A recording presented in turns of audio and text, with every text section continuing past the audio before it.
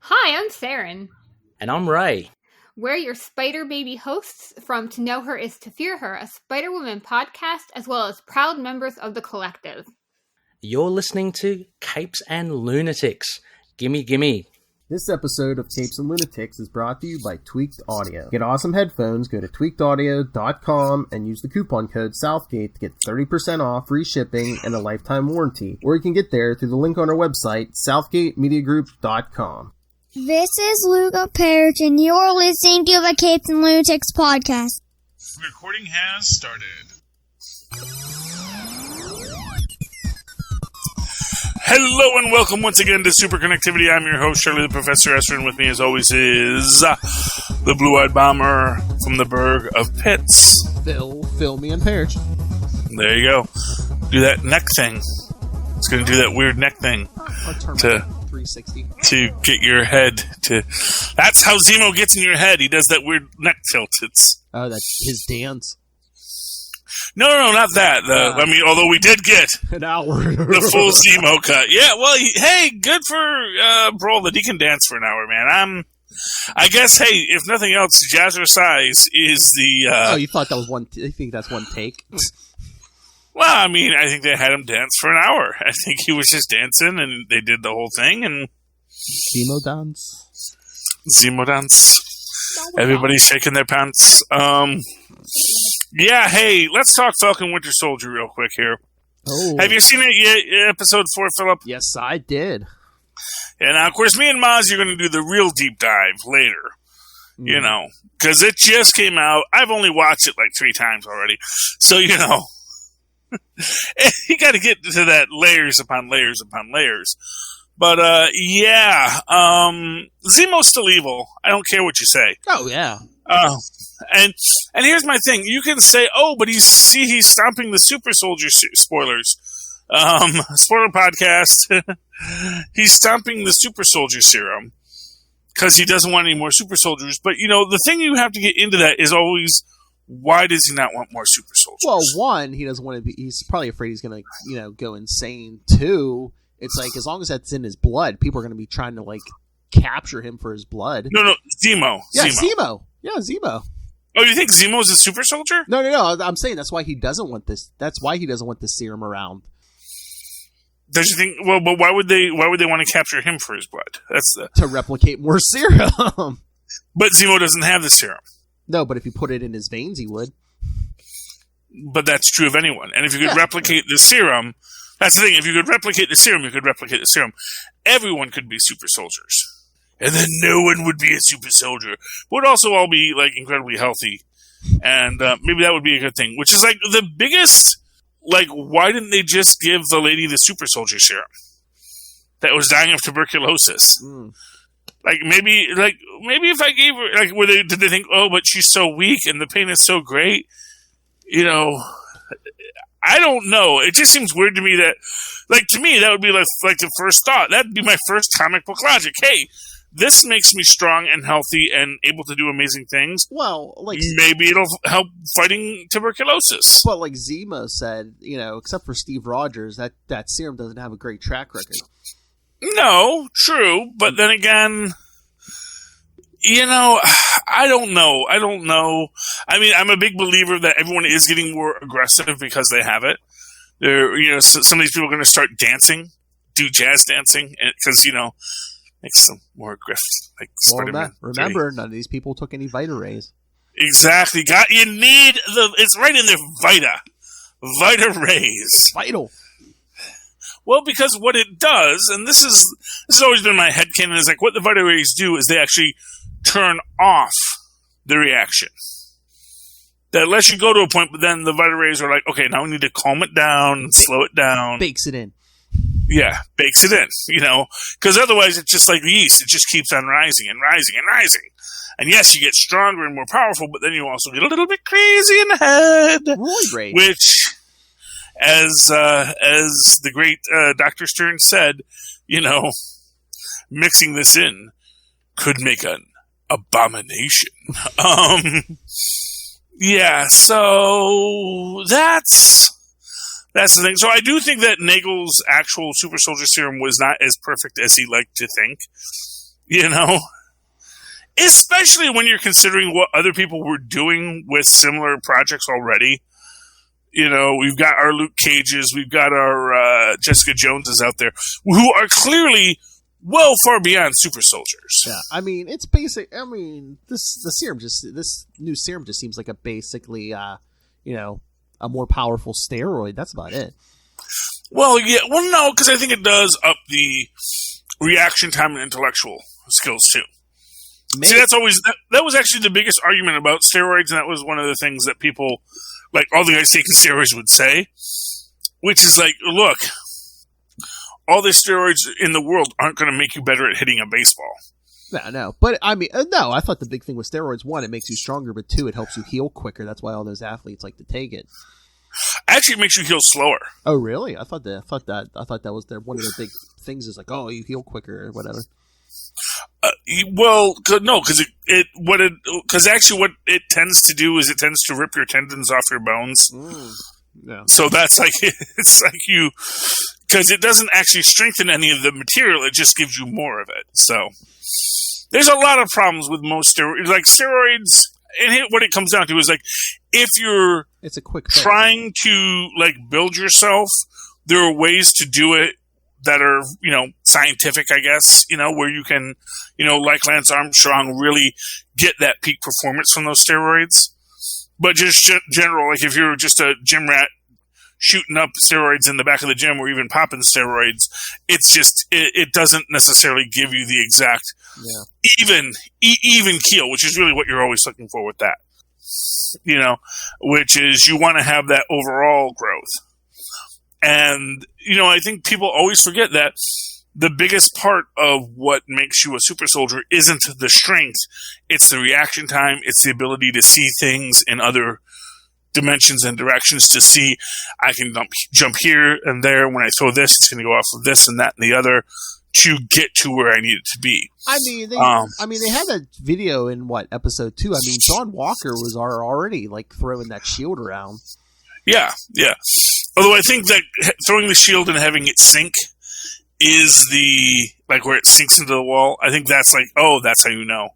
That's a super soldier when it gets stuck in stuff. Yeah, but he had like the aim before. Now he's, yeah. I mean, again, spoilers. The end. I mean, okay. Do you have to take the whole thing?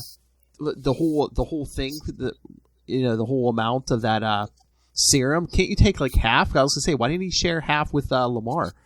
Well, because I don't think he took it until. I don't think he took it until after he got beat by the Dormelager. Yeah.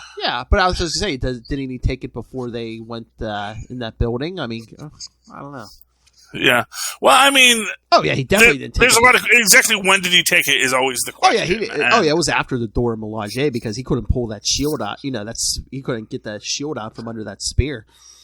Yeah, so obviously there is this idea that it is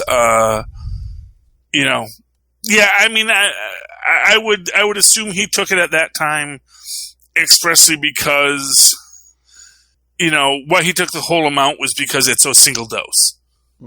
So like I don't even know if you could share it. Yeah, I don't know because I was gonna say even if they only gave you half the strength, I mean that's still more than you had before. I don't know. I don't know how it works. Yeah, neither does he. So it's like, say, if you only take, it's like maybe you don't want to take a half dose because that's gonna. I was gonna say do something awful. You don't know what the side effects. It's messing with people's heads though. It's like at least that way maybe it wouldn't be such an influence on your mind. Yeah, well, maybe. Although again, like they say, he was already having mind issues at the start of it. You know, because clearly, and that's the thing. And you do get this, and again, of Walker. Just the idea that, he has all of this heroism attached to him because I think what it is meant to imply that he was a really great strategist, Yeah. The idea that he could see all the angles and he knew how to solve the problems, but at the same time, that meant that sometimes he had to do un-Captain America things. Oh yeah, I mean, he said something to Lamar along the lines of, the stuff we had to do over in Afghanistan. So do you think people want to say he has a mental illness and stuff? You think that's PTSD that he's? Oh yeah, I think it's totally PTSD. I think it haunts him what he had to do. I mean, he keeps throwing it in like Bucky or Sam's face, like your partner, your partner. You let your partner in there alone. You want your partner's blood on your hands. Yeah, well, he obviously has a hard time waiting. And what it is he clearly feels like getting the shield was his ticket to the show. Yeah. But he also feels like it's interesting because it kind of feels, it is a parallel to Steve Rogers. Oh, yeah. Where he got to be a super soldier. And instead of letting him fight, they sent him on book tours and sent him to sell war bonds. And that's more of what he's doing. He's not doing the field work. He's not doing the superheroing that he wants to do. Yeah. And then he has this problem that obviously there are already these superheroes in the biz that effectively outrank him. Yeah. And they don't just give him that respect. Well, yeah, I mean, no matter what, Steve Rogers always stayed humble. I mean, John Walker thought the minute he put that suit on, he's like, "Oh, don't you see what suit I'm wearing? You should listen to everything I say." Well, it's one of these ironic things that if he was just John Walker, 3-time Medal of Honor winner, he'd probably get a lot more respect. Oh yeah, than John Walker, Captain America. So it's that thing that he essentially, made the devil's bargain. He gets to be Captain America, but he also loses all the respect that he'd have gotten as John Walker because he's the guy who thinks he can be Captain America, which, even Zemo kind of goes into. And I'm sorry, Zemo can call anybody a supremacist all day long. He's a baron. He's a supremacist. He thinks he is better than everybody else. He doesn't want people to have superpowers because he doesn't feel anyone else is deserving of superpowers. And he also feels he is best as it is. So it's like, he doesn't need the super soldier serum. He's basically a Dr. Doom kind of character where it's like, yes, I'm already the greatest there is, and no one else should be great except for me. And don't you tell those bad men anything, and I will give you candy. Yes.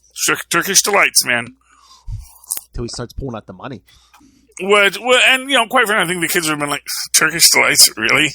Well, that's why when he met that girl... That's like really nasty candy, dude. Do you have like gummy bears, maybe some chocolate? Well, that's why when they met that girl... We're not from the Stone Age, man. What do you think we are? You think this is Narnia? Come on. Well, that's why the second time when he met that girl, he pulled out money. Yeah, well, that's good. Yeah, we want the money. The money we want. But, Turkish... And actually, I'm going to say I love Turkish Delight. It's basically just a jellied candy. It's very nice. But I don't like the powdered sugar-covered ones. I like the chocolate-covered ones because powdered sugar is messy and nobody likes powdered sugar. You would like powdered sugar, Tristan. But Tristan likes powdered sugar. I feel it gets everywhere. It's like sand. It is not coarse or rough, but it still gets everywhere, and I don't like that. 5 seconds. Dad, can we have donuts for breakfast? He likes donuts. But, we don't need a lot of sugar for breakfast, except for cereals. Anyway, but, it brings out the Turkish delights, and, like I said, it's a very hipstery thing that he does to Turkish delights. And I don't even think Turkish delights are popular in Turkey at this point. He's a hipster.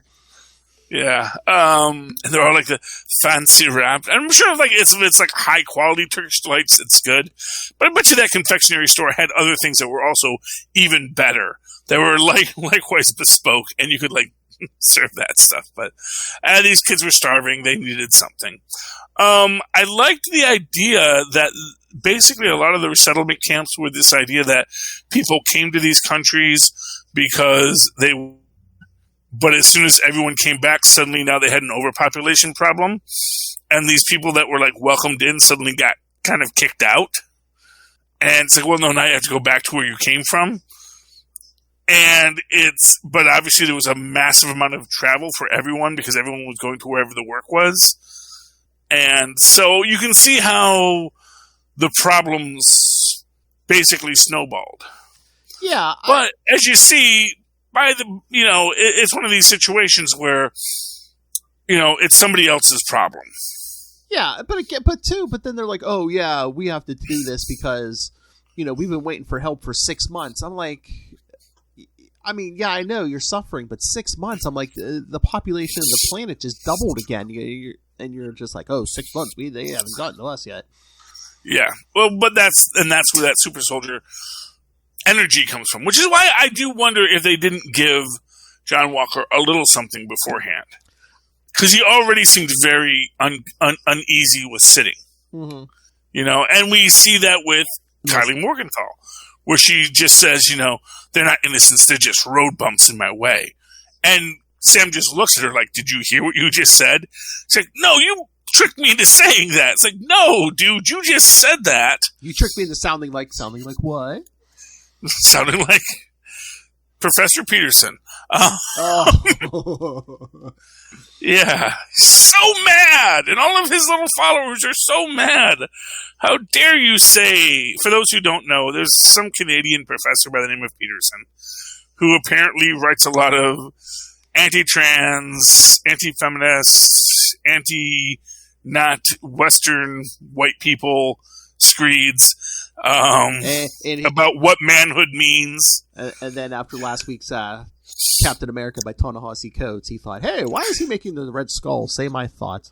Well, except it's like, actually he's not. These are just the thoughts that the Red Skull has been saying for years, and you just are noticing that, Because like I said, man, here's what I'm going to say. In the 1980s, Larry Hama was having Cobra Commander say the exact same things when he was taking over Springfield. Oh, yes. Somebody on Twitter shared like a panel from Captain America 350. Mark Grunwald wrote the Red Skull saying stuff from, this is 1987, and it's like... Oh, yeah. This is not new. This is very much who these characters are, And I'm sorry that you sound like the Red Skull. Maybe that should be you asking a question, why do I sound like the Red Skull, not why are they making the Red Skull sound like me? You can't argue with those people because they really don't want to argue. But anyway, that's a minor blip. Like I said, I don't even think that was intentional. I think Ta-Nehisi did a Google search, he just said crazy right wing quotes and just pulled up a list. Okay, I'll use that one, and those, and just put them on the computer screen. Or maybe Mr. or Dr. or Professor Peterson, whoever your name is, maybe you're just not original. Maybe a lot of right wing guys are saying the same things. Well, he's not. And, that's what I'm saying. How do you know Ta-Nehisi Coates is targeting you? Maybe he just found the same quote from somebody else.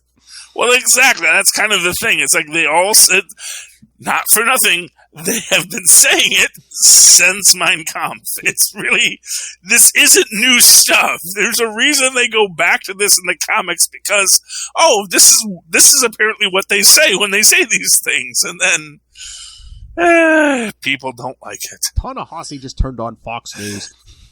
Yeah, really, watch it for 5 minutes. Says, yeah, that's enough. So, no, but if you actually read his things, it's like, I don't want to read his things. If he's opening with, trans people are awful and women should shut up, it's like, yeah, maybe I don't want to deal with that. Maybe that's not really something that needs my fair intellectual assessment of it, It's... and maybe that makes me the bad person. Okay, I'll be the bad person. Why don't you write a comic book where I'm the bad person? And then everybody's happy. Just make the freedom of speech like Zoidberg does. Okay. But yeah, I mean, it is interesting. We do get our Sharon back in this one. Oh, the power broker? She's not the power broker. Hey, you know what? I have a way we both could be right. Who says that's Sharon? We got Skrulls running around all over the place, kid. That could be a Skrull. Well, I mean, honestly, the power broker could be a Skrull. Power broker could be Kree. We don't know yet. Oh, maybe that's what the secret invasion is. Maybe instead of Red Skull and a cat body, maybe it's a Skrull looking like Steve Rogers as the power broker. Yeah, that would be awesome. But the entire concept within the whole idea is just that. Here's my thing with I don't think Sharon is the power broker expressly because she makes the point about the power broker being mad about killing Nagel, and that, you know, a lot of things are going to happen because of this. Mm-hmm. And it's like, well, okay, is that really her best play if she is the power broker? Yeah, and I can see, like you know, oh, she's trying to manipulate Sam into this, but I actually think she's just super deep. And like, you can split the difference in the idea that, yes, she is super deep cover, and the power broker is part of that super deep cover. So, like, you know, the idea of controlling the chaos of it all is that, yeah, you know, Thunderbolt Ross said, you know, I know you're in trouble, but here's the deal, Agent Smith and Jones. I'm going to send you in deep cover, and when you do what I need you to do, that's going to open up the, you know, then I'm going to get you your pardon, you know. Yeah, but remember, when did Zemo shoot Nagel when Sharon came running in? Yeah, I think actually there's a bigger argument that Zemo is the power broker. I don't know. I think that's too. I mean, I'm just waiting for, you know, because a couple people have called the power broker he, but like Carrie and her people, they're like, or Carly, whatever her name is, they never. I don't think they ever meant to say he. They just say the power broker. So I'm just waiting for like Sharon to be like, why are all these people just assuming the power broker has to be a he? Yeah, I'm actually a bigger believer. I mean, honestly, if there is a power broker, I am all down for Zola being the power broker. I know, but he exists on digital tape. He can still exist. That you know, would be kind of weird because I mean, this is episode 4 already, 4 of 6, and we haven't seen the power broker. I mean, supposedly we haven't seen the power broker yet. Don't you think it's somebody we've already seen on screen? No, because I mean, even when we saw the power broker and he was Curtis Jackson, he was a guy behind the lights. You know. Yeah, but that's comics. Come on. Yeah, and even then, I think when they actually get behind the lights, it's actually, oh no, it's just a dummy behind the lights. You know, I don't think, you know, and it's entirely possible there's not actually a power broker. You know, that the power broker himself is a myth.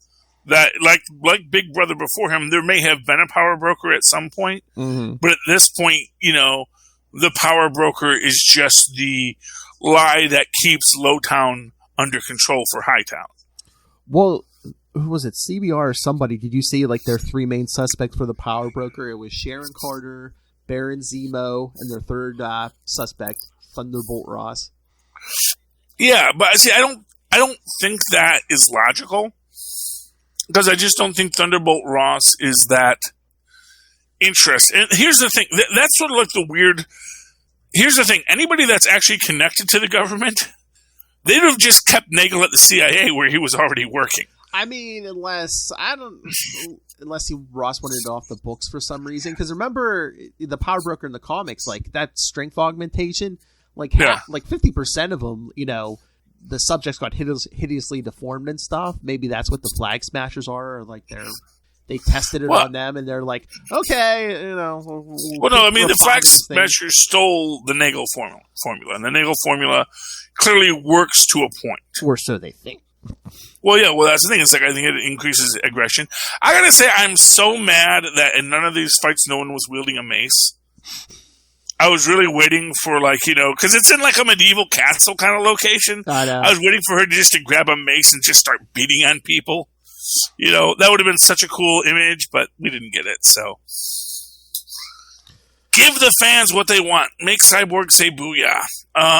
Hey, we did get that scene from the comics. I mean, John Walker just like smashing that guy with the shield. Yeah. He does not decapitate him, by the way. Nope. Because the first time I thought it was like, does he decapitate him? No, he's just beating him in the chest. Ruptures his spleen. You never know. He's a super soldier. You know? I mean, and for what it's worth, that's actually the truth of it, is he is a super soldier. That guy might get through it. Maybe he's got, like, severe... Maybe it's like, you know, when he set those guys on fire, you know? Yeah, but, I mean... Like, they lived, but, you know, they wouldn't want to. But I mean, one, John Walker has the same strength as him now, and two, he's beating him with... This thing has pretty much a sharp edge, and it's basically an indestructible object. I mean... It actually doesn't have a sharp edge, because we see that when he hits Zemo with it.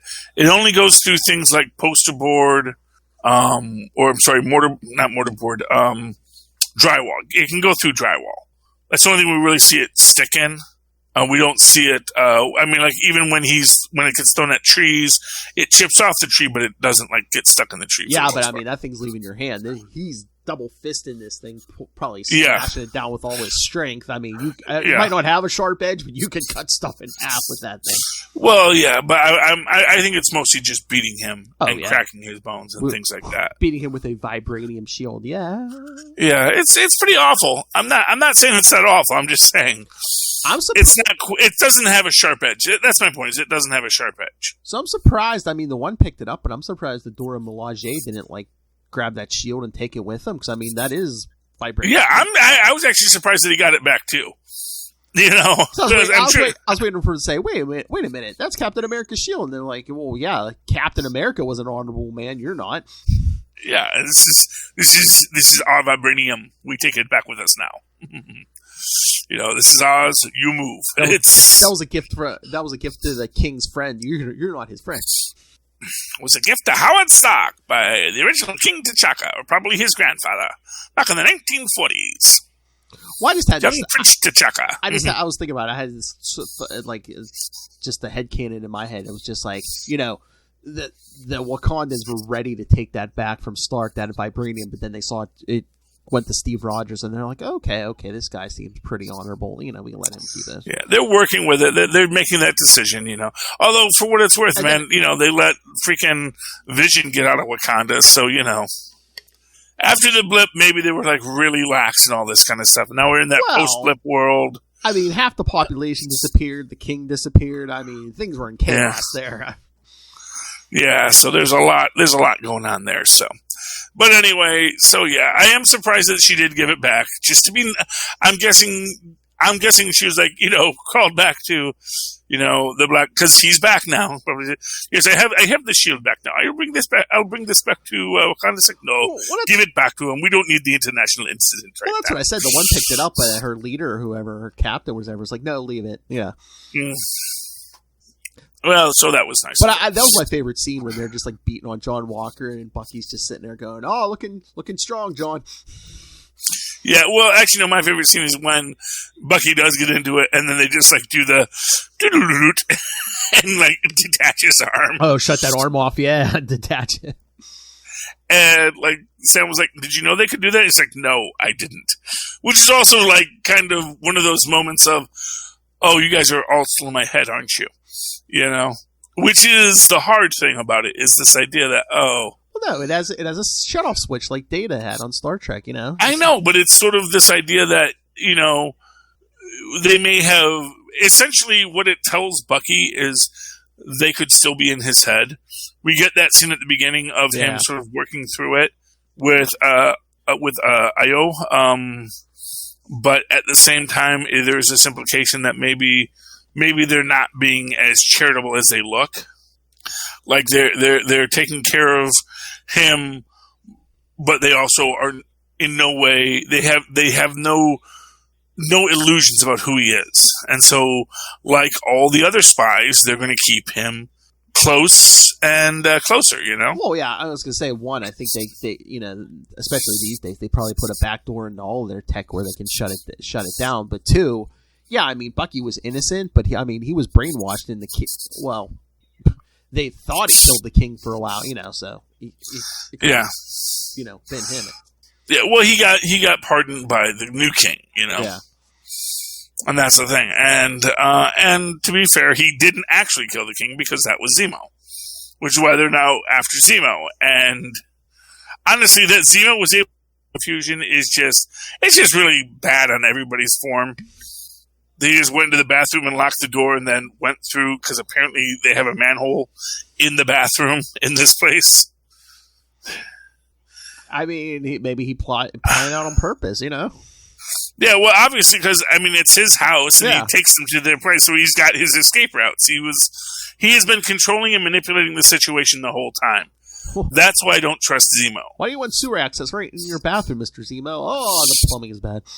I have reasons. The reasons. And, you know, but that's also one of the other things they make mention of, about when he would come to this place, as a young boy and these parties. And he makes a statement, of course, I didn't understand the politics at the time, implying that there was some dark and shady politics going on. Yeah. I mean, given his age, I'm guessing this is sometime in the 90s, which is like at the fall of the Soviet Union. So a lot of kleptocracy is rising, a lot of internecine wars going on, But he just only remembers the parties, which is sort of an interesting way to deflect from the evils that funded his family's fortune. Well, that was my question. I mean, he's been in jail since Civil War, right? So, was the maid still coming in twice a week to clean up? Because, I mean, that place still looked pretty nice. I mean, for what it's worth, it's a gig, and if he's got it on auto pay, True. If the Zemos have it on auto pay, and Zemo's still, he's still around. He didn't blip. So, yeah, we that we know of. But here's what I'll say. It'd be really awful if he blipped out and then blipped back into prison. It's like, oh, man! Hey, he might have. You never know. It's like, why? But there'd be like another guy in his cell at the time. It's like, what? How great would that be? Like, if you're in jail, you blip out and come back in and be like, wait a minute, that 5 years counts on my sentence, right? No, it doesn't. That's the rules. Doesn't count. That's the rules. But, I mean, that's Falcon Winter Soldier for you. But no, I definitely think Zemo, and of course, next episode, penultimate episode, take a drink. Yep. Number 5. There's only 2 more left, yeah. That's where we get the thing that's going to make us cry. And we introduce someone that should team up with Thor. That's the Mysteries of 5. This is our Paul Bentley cameo. I got to act with someone that I always wanted to act with. Stories, but speaking of Thor, the Loki trailer or another trailer dropped this week. Yeah. Oh, by the way, another thing people are ignoring: who is Sophia? What's her name? Who is this mysterious woman? Is it Lady Loki? Is it somebody else for reasons? I think it's Morgan Le Fay. Oh, maybe. Because I think, so let's think here. Who is a female magic user? Oh, yeah, people would say, is it Lady Loki? Is it the Enchantress? But then I'm thinking, okay, well, who's a Marvel character who is both a magic user and really tied to time travel stories? Oh, yeah. And you get Morgan Le Fay. And the fact that we see that, like, one of her first appearances is at a Ren Fair. In it. Oh, yeah. And it's like, oh, yeah, because Morgan Le Fay would hang out at Ren Fairs. Oh! There was an issue of the original Spider-Woman series. She was at a Ren Fair, and that's when Morgan Le Fay shows up. Yes! This is what I'm saying. Yeah. I think that's going to be Morgan Le Fay. And that's how they're going to introduce Morgan Le Fay into this story. And it's going to be that cross thing of magic, witches and magic and a lot of things that are going on in the Marvel Cinematic Universe that sort of builds this all out. So it's interesting. It's interesting if you ask me. And I am excited about it, but I do think that the villain is actually going to be Morgan Le Fay. And I do think the idea is that, we have these variants. And clearly that's sort of the thing, and that's where we're going to get this implication that there are people who are time travelers. Oh, by the way, it's really headcanoning for me now that Trinity Sentry is a lost Kang. Because here's the thing. If you actually look at Kang's origin, the actual show he's watching is a cowboy drama. Oh, yeah. Which mostly take place in, like, the late 1800s, maybe into the early 1900s. So it's like, maybe instead of going to ancient Egypt, he would have gone, I want to go back to that turn of the century. Yes, this is when life was good. And I will be the Trinity Century. I will go to the future, and I will make the future just like the past. With my steampunkery. Ha ha. Maybe he gets partial amnesia or something. I don't know. Who knows? But that's sort of my headcanon now, that Trinity Sentry is just a lost Kang. And that the Kangs are just like, no, we don't want to find him. You too. Like, you ever have like a story where they like wipe out all the Kangs, and then it's going to be like, but there is another. It's going to be, You must remember, Turner, you too are a Kang. Boy, if that's the case, Dormammu's a jerk because he resurrected him, and he resurrected him as Turner without it, his memory of being Kang. Man, yeah, well, but Dormammu's a jerk. Good to know. I'll write that down for future reference. He's evil, but only by our mortal standards. I've come to bargain. Yeah, that's because hey, you have all eternity in there. But yeah, we're gonna have a If break. you put yourself in a time alone. We're gonna have a break. Last 2 episodes of Falcon and Winter Soldier. Then we gotta wait till June for Loki. Yeah, Loki, Cruella DeVille. True, but I mean, no Marvel wise. But they were probably leaving that May open somewhat for Black Widow before they knew. Yeah, they had a plan, and then the plan ganged on. And they said, "Well, we'll put in Cruella, and maybe that's gonna give Cruella her big bump she needs." Because I'm excited for Cruella. I'm not gonna lie. Mm-hmm. It looks like a fun origin story, which also kind of worries me because it actually looks like too fun. Like, this can't be good. It looks way, way, way too fun. So, I don't know. Might not be quite what I'm looking for, but we'll see. We'll see as how it plays out. But, anyway, yeah. Did you watch Invincible yet or no? No, I didn't get a chance yet. Okay. It's cool. Give it a watch. You want to talk our last comic books? Sure. I got 3 left to talk about. Well, yeah, because we already talked about Venom, and we didn't talk Amazing Spider-Man, so we can talk that too. But whoa, hello. We seem to have lost Charlie Esther. Hopefully, we can get him back. Because I really want to talk Immortal Hulk. Maybe some Avengers, like you were saying, Amazing Spider-Man, King in Black, perhaps. There he is. Did he hit the button? he hit some kind of button. I don't even know what button I hit. Ah. I didn't care what these things. So I want to talk Star Wars High Republic.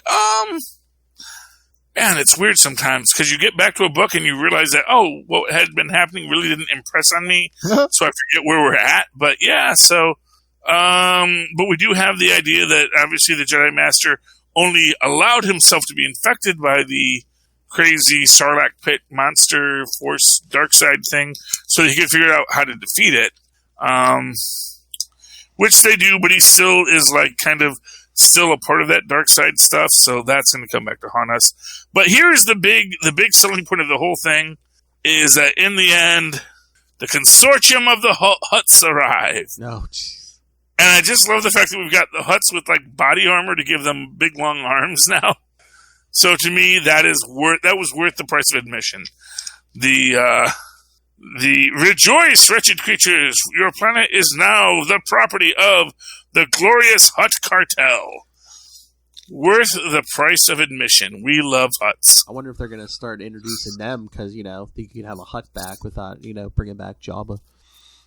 Yeah, well, I mean, we already have some Hutts in this. I mean, the Hutts are clearly the other organizing force during the Republic. There's the Hutts who have this massive empire. Mm-hmm. Which they imply is criminal, but I don't know. I don't know what makes it criminal if there's no law.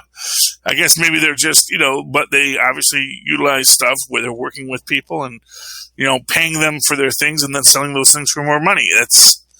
There may be colonizers, but I don't know if they're criminals in this. Although I guess you could argue that colonizers are criminals too. But yeah, yay Hutts! So that's good. Here's Shuri going, okay, colonizer. Yes, well, you know. Oh, Immortal Hulk? Immortal Hulk, yes. I like this. Although I gotta say, it lives in that last page, like so many good books do. When we meet... not last page. Actually, it's a few pages before that. Man, wait, where is that page? Oh, where we meet Walter. That Walter's now in Samson's in Walter's body, and Walter's in Samson's body. Yep. But no one seems to be. It's like Walter's looking for his body, but so I guess that's the interest. Samson's looking for his body, but Walter already got into Samson's body, and there's even a thing about like, you know, gee, I don't know how Walter deals with being this creature, and it's like, well, now he doesn't have to. Exactly. I mean, I find that interesting. It's like, you know, Samson, the whole time he's had his gamma power, basically, he's always had this nice, pretty body. Now all of a sudden he's maybe he's going to be more sympathetic to the Hulk. It's like, this is what it's like to be, a Yeah. beastly gamma creature. Oh, and by the way, how stupid was it to bombard the Hulk skeleton with cosmic rays? I know. It's like, well, this is anti-gamma, right? So it's like, well, yes, it's anti-gamma, but it still gives you superpowers. Again, UFOs never good at their job. Well, this is the Johnny Storm of the UFOs. Oh, true. Yes. So he's by definition not supposed to be good at his job. And I mean, so they've basically, because that's Joe, right? So it's basically this is Joe. It's now Red Hulk Joe. I mean, he goes the Incredible. I'm Sunshine Joe Fixes the Incredible Hulk, but no, this is Cosmic Joe. Well, yeah, and that's the thing where he says he's Sunshine Joe Fix-It. It's that last page. He's the Joe because the cosmic rays come from the sun, and he's got the red veins. Yeah. So yeah, Joe Fix-It's back, and Joe Fix-It will be the dominant Hulk persona for the rest of this run. We hope. That is everyone's favorite Hulk, I think. Because Joe Fix-It is pretty awesome. And Charlie Esser's favorite beer, St. Peter David. Yes, St. Peter David beard. Yeah. And then we get. See, I do not like the. I do not like the red. Red Harpy or whatever. Red Harpy. Yeah. First off, I really would rather get some Marlowe. Get some Marlowe back. Yeah. I mean, I guess Rick Jones is dead. So, but what's Marlowe doing in all this time? Oh, but that's the other thing with Rick Jones. He's sharing. Who's that in Rick Jones's body with him? Or I think that's supposed to be the son who died of gamma poisoning at the start of it. Oh yeah, because they said it was younger than Rick. It's somebody younger than Rick Jones. Yeah. So there's like this younger soul that basically that soul got put into Rick's body along with Rick's soul because it was like the leader first occupied that body and then jumped to Rick's body and then then the wackiness ensued. So it's interesting. What do you think of the Avengers this week? Boy, they really dragged that out, huh? And it's like, hey, guess who the new Phoenix is? Echo. Yeah, but it definitely seems a bit anticlimactic. I'm not gonna lie, and I had thought she was some kind of Asian, but apparently she's Native American. Yeah. So that's new, but that's cool. I like that her Phoenix takes the form of a bunch of little Phoenix doves. That's kind of cool. It shows that it's a kindler, gentler Phoenix. But it's like, how many issues did we do? And it's like, okay, so all these fights meant nothing because at the end of the day, the Phoenix just said, I'll pick you. Well, what it is, it's the person who... Well, and the idea is that it's the person who dies and is reborn. Yes. That it was never about winning. It was actually about being willing to... or being able to fight back from death. Mm-hmm. That's the idea. It wasn't about who is the strongest. The Phoenix doesn't need the strongest person. They need someone who, when they are dead, can come back because that's what the Phoenix does. That's their shtick. So yeah. So that's the idea. Echo's cool. She totally. Do you kind of get the impression? Because I guess some people are getting the impression from this that like this kind of deposes Namor at the end of this. That his crew is like, yeah, sorry, boss, we don't work for you no more. Maybe, I don't know, because I mean, I just love the ego in Namor. It's like, I've been a Phoenix before, haha, but then he gets smacked around, yeah. Yeah, well, because she's fighting smart, not hard, Well, I think and you even see that she sends little Phoenixes to be with Starbrand Baby. Oh, yeah. Starbrand Baby, they'll make your dreams come true. Literally. And Thor feeling abandonment issues. No, but you said you were my mommy. It's like, you didn't believe that she was your mommy, and then now you're going to say it's your mommy. I don't know, Thor. Pick a lane, dude. I think he thought about it for 2 seconds, and he's like, oh, yes, that Odin was spreading his seed all over the cosmos. It's possible. Well, the idea, like I said, and that's my idea for this, is that really, yes, Phoenix is his mother, but Gaia is his mother because Phoenix and Gaia are the same god.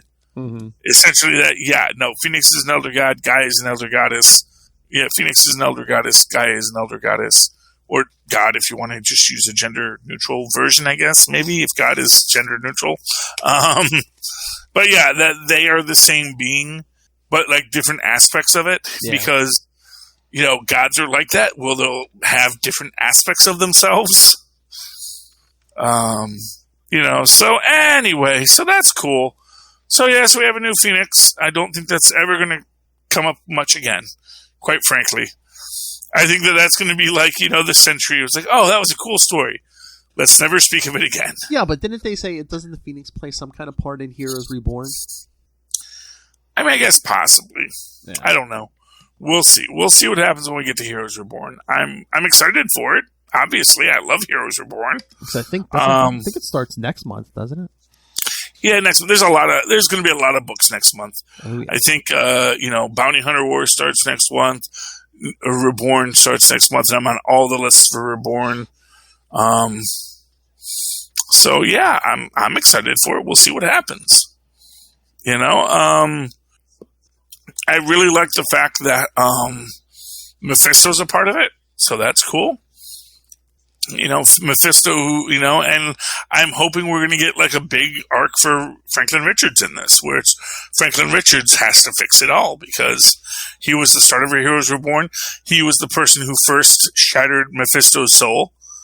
That this is where he's going to sort of get his powers back and redeem himself. Oh, what if Mephisto tries to imprison Franklin because he's like, yeah, I know, this kid's basically destroyed me before, and he fixed that last Heroes Reborn. So Franklin, yeah, but that anytime you try to cut off the threat, you just make it more powerful. Oh yeah, but I'm just saying temporarily he's gonna, then Franklin's gonna butt it out at the end or something. Yeah.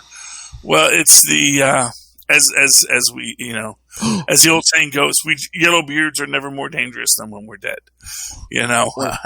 Or the Phoenix comes to Franklin Richards. Oh my god. Who knows? No, the Phoenix is an Echo. It's such a BA. What? The Phoenix is an Echo, so Echo's going to be the Phoenix. And it's kind of like I said, it's kind of like with Eddie Brock now being Null. It's like, okay, it's the Poochie ending. I must go back to my home planet now. I mean, unless they turn that around next month, because again, Venom 200's around the corner, so. Yeah, but I think they're going to be just putting in Flash Thompson into it. I don't think like I said, I think that's basically how they're going to deal with a character that doesn't necessarily have a good history. Yeah. How do you deal with a character with a bad history? Because I think he must have done some awful things.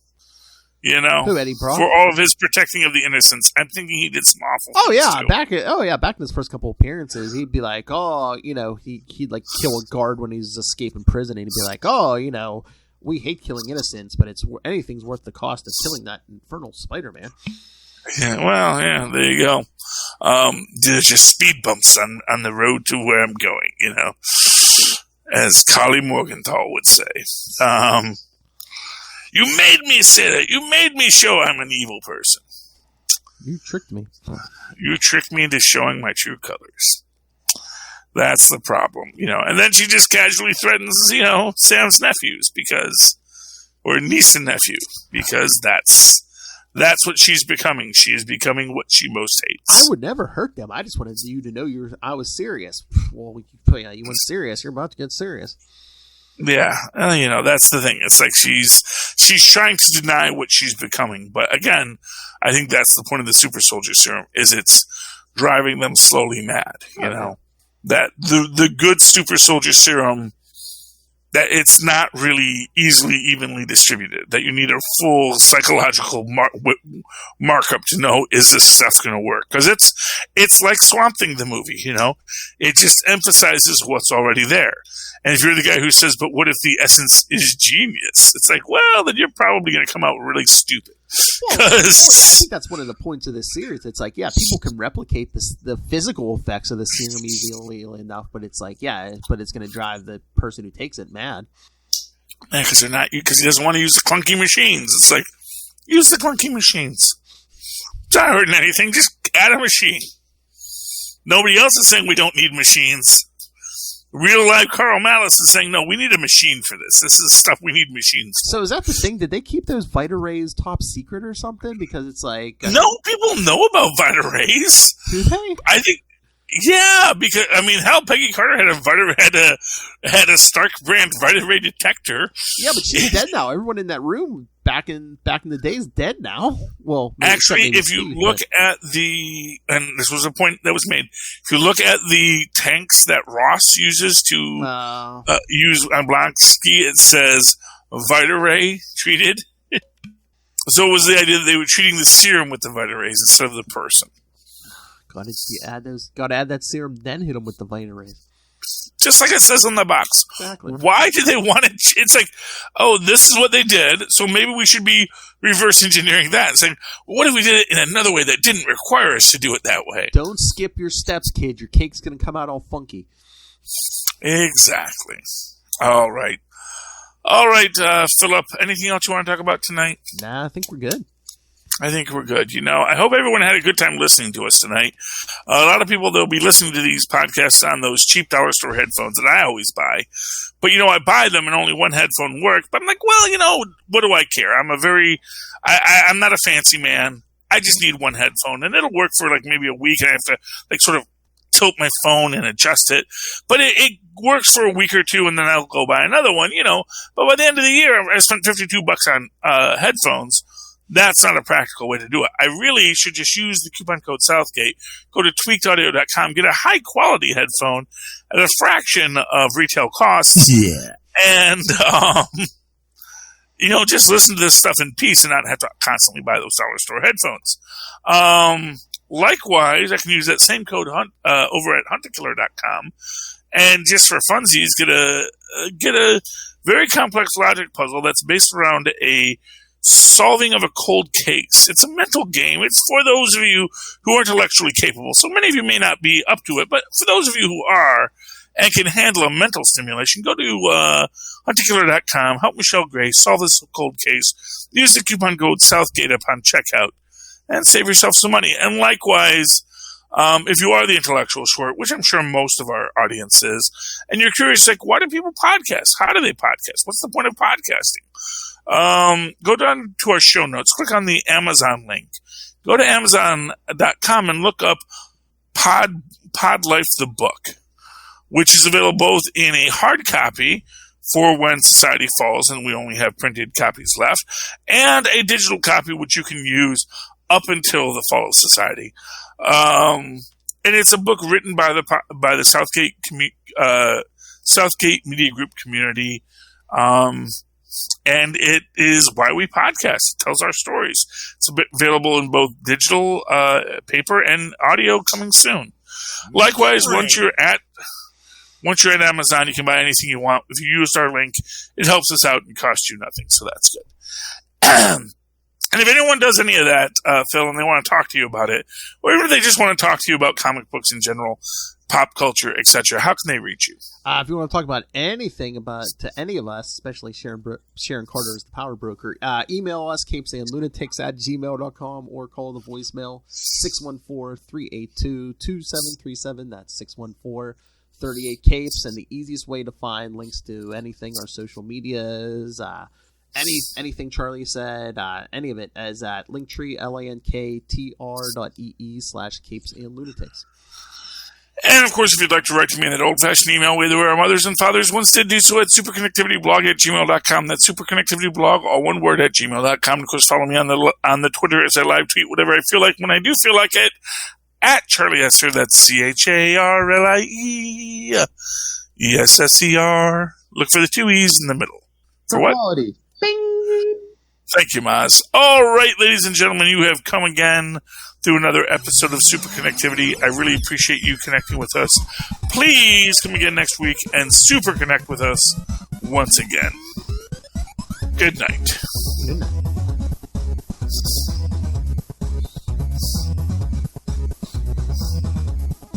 Do the Zemo dance. See, this is why you subscribe to the YouTube. Just like Zemo. We're all Zemo now.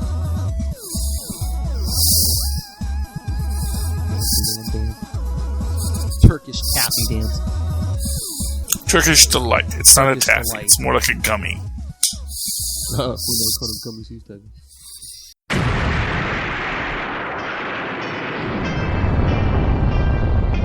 I am Connor from the House of L. And I am Ray from the House of Zod. We are two of the many, many survivors of Krypton's destruction, and we have made our home in Australia, and dare I say, have become Australians, for better or worse. But we have also decided to read Superman comics, read Superman books, watch Superman shows, cartoons, movies, basically everything Superman, and from an Australian perspective as well.